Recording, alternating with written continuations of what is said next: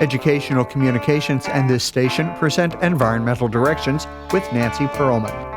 On this series, we explore the effects of human influence on the Earth's ecosystems and discuss solutions to environmental problems which affect the quality of life on this planet. Environmental Directions gives you the kind of information you need to help you participate in decisions impacting your community, the nation, and the world.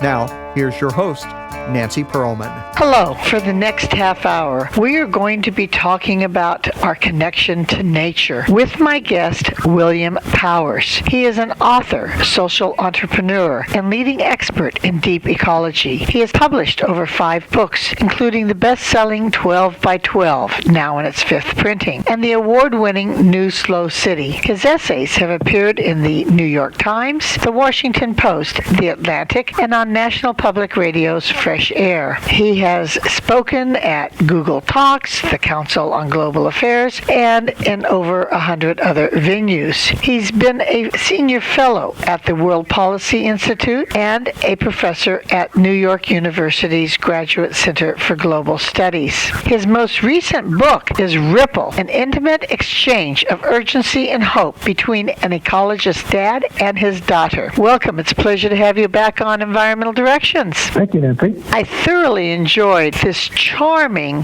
book of letters, basically, to your daughter, and occasionally letters from your daughter, Amaya Powers Cortez, to you about her growing up in nature in Bolivia, where you are right now, also in the northeast of the United States. And throughout that whole conversation, you kept getting to the concept of separation. Could you explain that in terms of deep ecology? Sure. Separation is the idea that we're no longer part of a biosphere. We're no longer aware that we're mammals in an ecosystem, but rather feel we're kind of in an Anthropocene, or a space just of humans, which creates kind of like a narcissism of our species. And a lot of separation has to do with technology, being always online, always on our phones, our gadgets is part of it. The other part is just capitalism in general that tends to turn us more into consumers and interested only in what is human. So this is a process that's been going on for hundreds of years, but it's really stepped up pace in the information age. There's a concept of nature deficit disorder. How is that related? Well, NDD is with children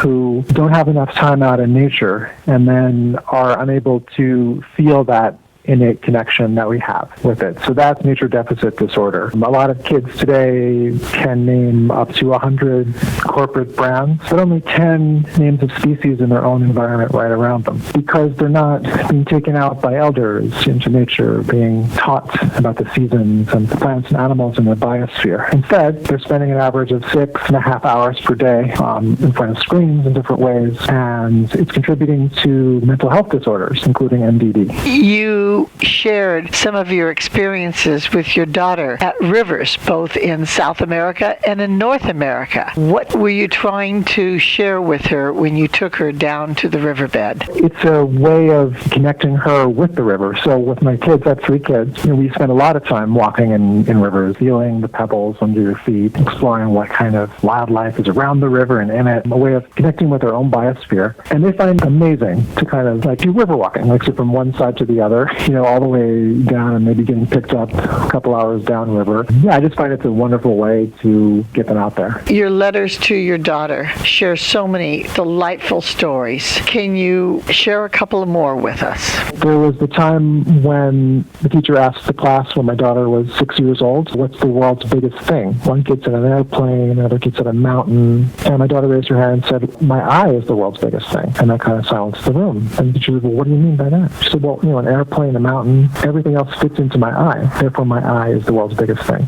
And it's sort of like a natural kind of wisdom that like power as humans is much bigger than we think. And our creativity is actually a powerful thing that we should always utilize. Those are some of the moments that I really reacted to when I was reading your book. It's very touching and very insightful. You also talk about throwing some leaves into the river. Why? All year round, not just in the fall, the trees trees are dropping leaves at different paces, but they fall into the river. And from the artist residency where I was working on these letters in this book, I was noticing fall. Then I had the idea of writing certain phrases from the book, like biophilia, or my eye is the world's biggest thing, or separation, or whatever, onto leaves, like watercoloring them onto leaves and putting them into the river on this like handmade paper and watching them float down the river as a way of just connecting kind of like, words and text and literature with nature. So it's kind of like a visible symbol that runs through the book, and that kind of allows nature to take the words further downriver towards ocean, which is our own death and the future generations. You also have described some of your work in your local village. I don't know how to pronounce Samayapata in Bolivia. Exactly. Samayapata. Does that have a meaning, and how close is it to the major city of Santa Cruz in Bolivia? It has a meaning. It means in Quechua, which is the Inca language here, resting in the highlands.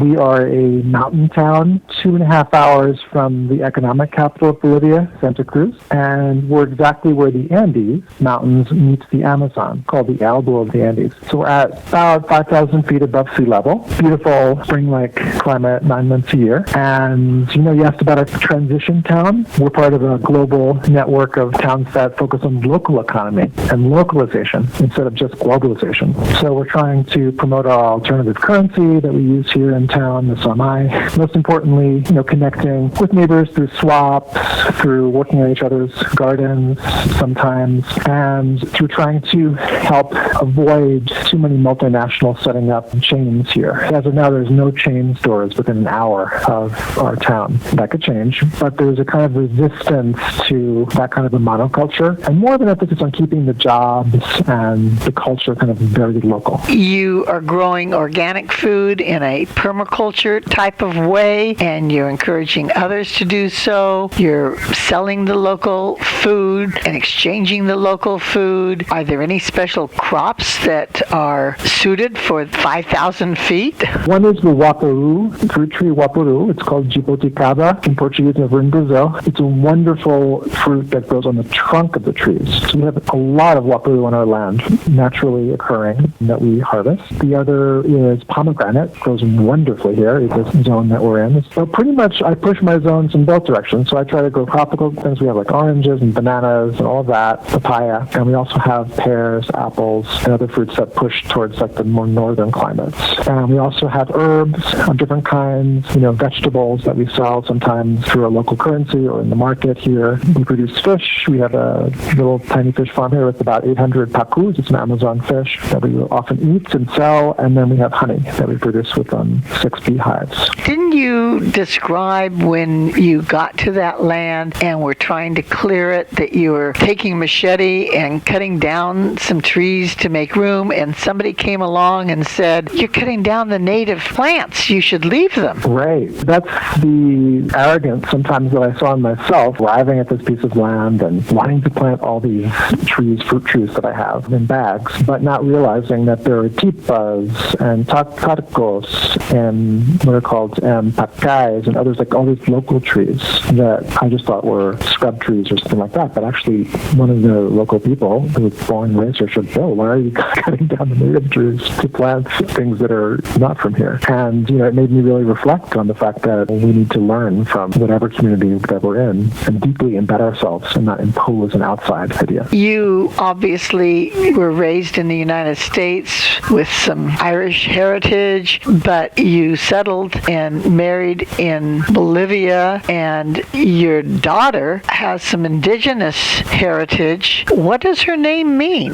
Amaya means beloved first daughter in Quechua, and spirit in Aymara, the other main indigenous group here. And her mom is indigenous Bolivian activist who has fought a long time for indigenous lands here and so forth. And so my daughter Amaya also grew up going to some of those meetings with other indigenous people in the Amazon and even doing protests So, yes, she straddles that culture of sort of Irish American, and then her family's more Takana indigenous. You mentioned protests, and you encourage people not just to take individual actions in their lifestyle, but to try and make major changes. We know that the Amazon is threatened from much exploitation. You had worked out of college in West Africa and saw the forests of Guinea threatened by megalogging. We have the forests in the United States threatened with clear cutting. Do you think that somehow the protests will be effective and we can get to selective use of our resource? I mostly see it as about incentives. Right now,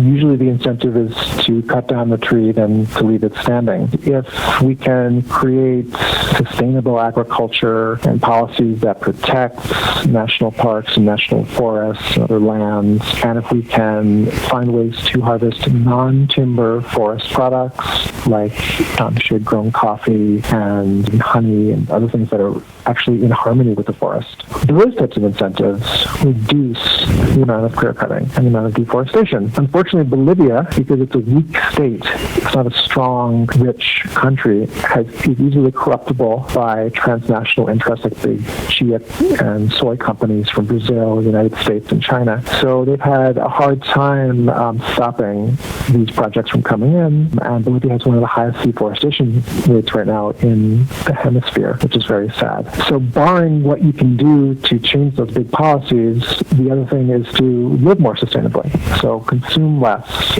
of the products that involve deforestation. Try to grow your own food and consume locally, those types of things on the individual level. But of course, it can't just be at the individual level. It has to be through working at these larger levels. And, protest is one of the ways that we can get towards those better policies. We mentioned your village where you're living, and it's part of really a whole international movement for what we call eco-villages, sustainable development where communities work together. And in your book, I was surprised to see many pages of resources that you've listed of other sustainable villages around the world, deep ecology, biocentrism, how to have contemplative practices, media literacy, art and creativity, race and environmental justice, animals and humans, so many different ideas, and who's doing what films to see, what organizations to work with, what books to read.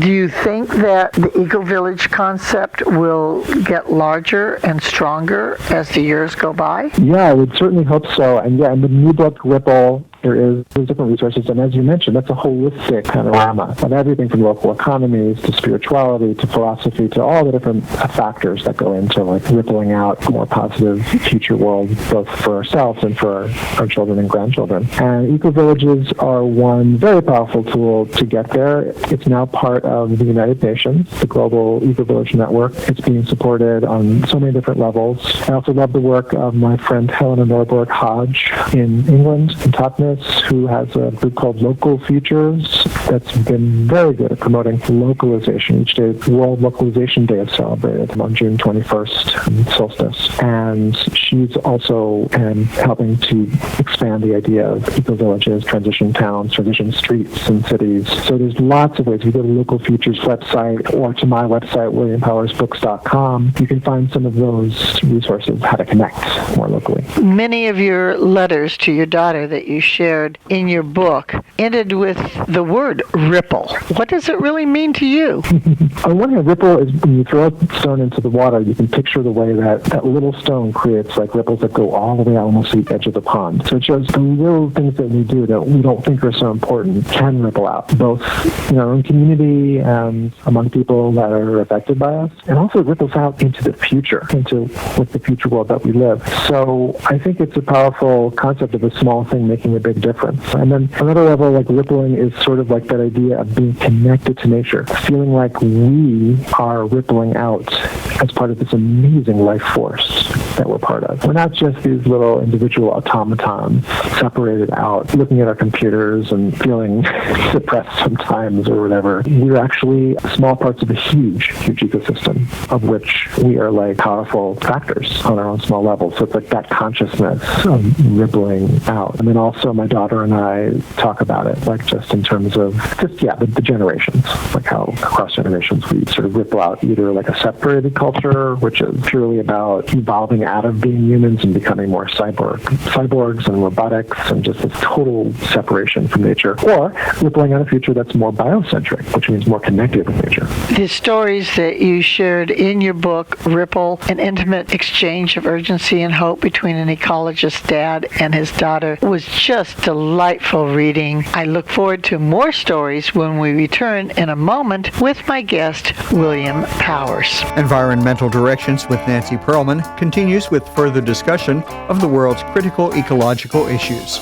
For more information, you may call 310-559-9160 or go to www.ecoprojects.org.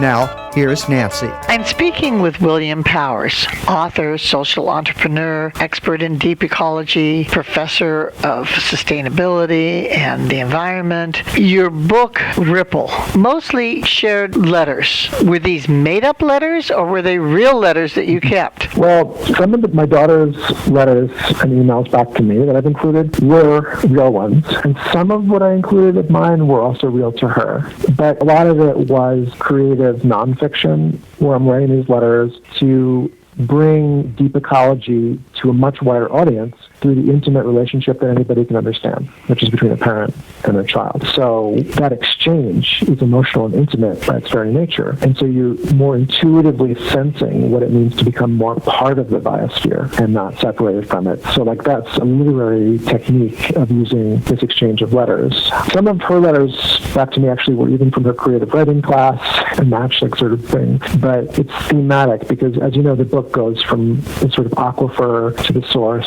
to the river, to the ocean. So the entire book is flowing through a water course. And as we move through it, the kinds of ideas my daughter and I are exploring together in the book are evolving. So it's set up that way. And in the middle of the book, all of a sudden, there's some letters from about 100 years from now. Can you explain those letters? It was an idea that we need to not just remember the past, but also remember the future in the decisions that we're making now. And I thought a literary way of remembering the future is to have my daughter's great-grandchild writing letters back to her from the future as if it were just her journal, let's say, 100 years from now, writing back to her great-great-great-grandma.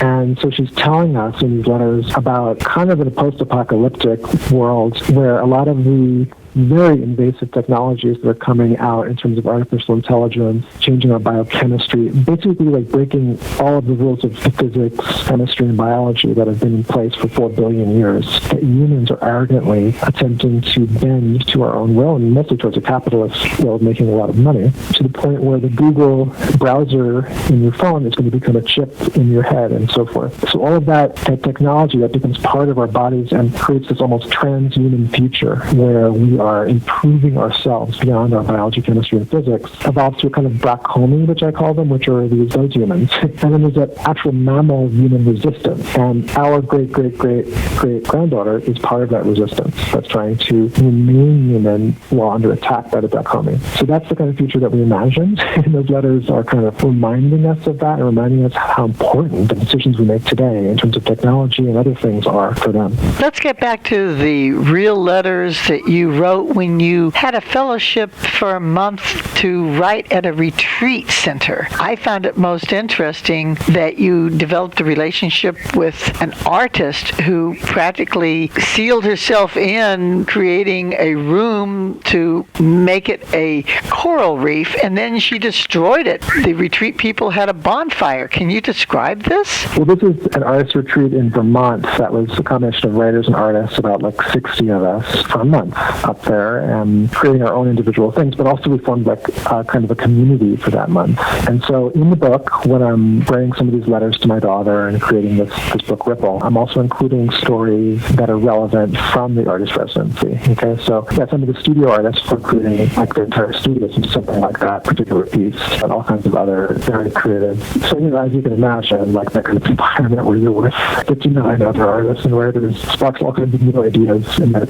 fertilization of concepts. You didn't go in depth about some of your early experiences, but perhaps you could tell us how they relate to your current efforts to get people to live sustainably, because you did work for the World Bank in West Africa. You saw the relationship between ecological destruction and rampant poverty. You tried to help. You've worked as a senior fellow at the World Policy Institute. You were a professor at New York University's Graduate Center for Global Studies. So you have a large perspective that we're not living individually, separately, just where we are, but we are really connected worldwide, particularly with our resource consumption. So how did those efforts affect where you are now in terms of trying to share with your family, your children, and others the importance of connecting to nature? That's a great question, Nancy. I think all of us go through different phases in our lives. It's kind of like a path, and I went through the phases of working for those big institutions and trying to affect policies, and there was some limited success. But I do feel like that process of professionalizing everything and kind of becoming a technocrat for your whole life, it's kind of part of the overall separation process, at least for me. So at a certain point, I decided that it was more important to be time rich, have a lot more free time, be more with my family, be more on the land, growing crops, creating local economy. And I still do teaching, and the students will come and they'll see some of this. So it's also part of the integrated paradigm, but I'm not as focused as I was on those bigger picture things. It's not to say that some people could go through their entire lives working at the World Bank or USAID, well, USAID no longer exists, but working in international development and so forth. But for me, I find that like what's irresistible is that idea of joy and really enjoying what you're doing and connecting. So for me, that involved kind of stepping back from that part of the fast. Have you stayed in touch with some of the other communities that you have worked in? Yes, I have. In fact, recently I was with some of the indigenous Chiquitano people who I worked with in Bolivia's eastern Amazon by the Brazil border, hearing some of their stories, hearing what's happened. I'm happy to say that like that huge indigenous territory that we helped protect, 800,000 acres, some 20 years ago, is still there. It's still being conserved. The people are benefiting from it. And best of all, it's still buffering Camps National Park from logging and other agricultural interests, which has never come into the park yet. So yeah, it's actually very affirming sometimes to go back and visit some of the activists and others that I've worked with in the past. I've been involved with the environmental movement for decades. I've made it my life's work not to get paid, but as a volunteer to try and save our planet and make it better, save the species that can't speak for themselves. But recently I've gotten very pessimistic. But you talk about hope. Do you have a positive attitude that things will change for the better? I think that we should live joyful lives and live in our bodies as mammals, like part of an ecosystem. We should feel our connection with nature, feel biophilia, which is the love of life in what we're doing. It doesn't necessarily mean that on the macro level, suddenly China and the U.S. and the European Union is going to grind their economies to a halt, having everything be locally. No, I mean, it's going to continue this pace of destruction. But that doesn't mean that we have the ability to choose what we focus on and to focus on positive things and sharing ourselves and our family as much of that like happiness and joy that we can what's happening. Because the only other alternative is to just sort of cave in to this big multinational agenda and kind of be pessimistic and negative and then have very little power to ripple out new ideas. You shared a lot of wisdom. You shared a lot of your experiences.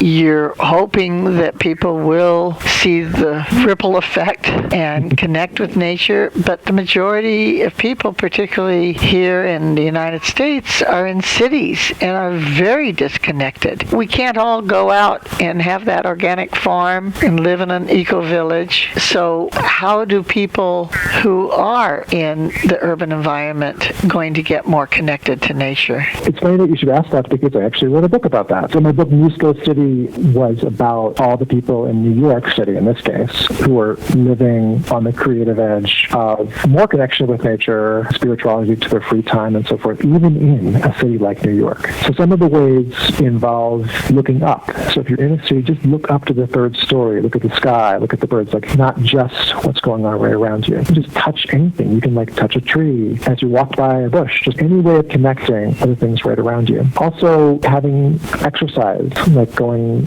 in New York's case, kayaking on the river, on the bike path, and running, ways of exercising in the city, and connecting with people in community, whether it's through yoga groups or meditation. There's so many ways that in cities it's been more ecological and more happy. It's important that we connect with the nature around us, the natural areas where we live, but I also believe that we have to care about ecosystems and plants and animals that we might never see, whether or not it's a Siberian tiger or the Sumatran orangutan or the African elephant. The list goes on and on. What animals and plants in Bolivia should we be caring about? One of the marvelous things is that we're always discovering new species in Bolivia, because it's only 10 million people in an area twice the size of France, and there's lots of unexplored areas. In fact, there was just a new snake discovered near our house here, and my daughter wants to be the herpetologist of Bolivia, she says, and so she was very excited about that. We also have a program where we name new species after donors if they give some money towards conservation. So for me, that's really cool. But there are plenty that are in danger of going extinct. One is a certain macaw here, which is the Paraba frente azul. It's like the blue-fronted macaw, but there's less than 50 left in nature. And unfortunately, as you probably know, the price goes up for each individual as it gets more scarce, which drives it towards extinction, because they're captured from the nests and sold in the exotic pet trade to illegal zoos and people's private zoos, mostly in Europe, Asia, and other places. That's what we can do, is try to enforce, the conventional endangered species, the trade in endangered species, and just become aware of that. Your daughter was obviously involved in this book, Ripple. Was she happy with what you described about her? I frame it around sort of like letters for her quinceañera. So the quinceañera is the 15th birthday party. It's a big coming-of-age ritual, both in Latin America, but also, of course, in the United States. So, but when she read them when she was 15, she was a little bit like, oh, this is too much. It was during the kind of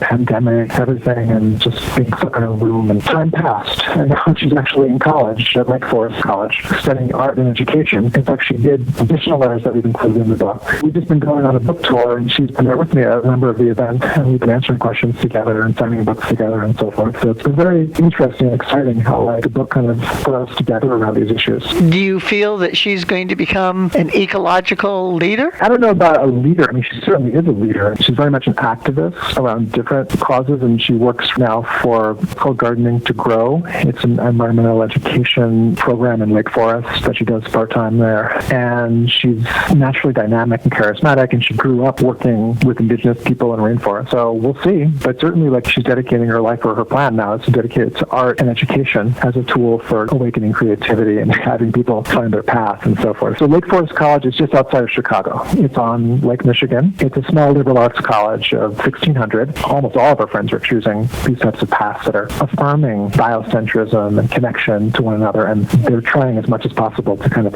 step out of separation. You've written 5 books, including Ripple. What were the themes of the other books, and what did you think was so special about sharing about the need to connect with your family through nature in Ripple? Some of the earlier books, and actually Ripple's the 6th, were like Blue Clay People, about post-war Liberia, my experience there. Whispering in the Giant's Ear, which was more about Bolivia's war on globalization, the rise of Evo Morales, some of the environmental politics and so forth. And then with 12 by 12, which is about my time living in a tiny house off-grid in North Carolina, I started to get more into introspective themes, how spirituality and philosophy connects with ecology and culture, and writing about it through a very personal lens. I did that in 12 by 12, which became a bestseller. So did about living more simply and slowly in New York City during the stint that we were there, and Dispatches from the Sweet Life, which is about our transition town here in Bolivia and our family experiment. Ripple is the culmination of all of these books, because I see it as almost like sharing a lifetime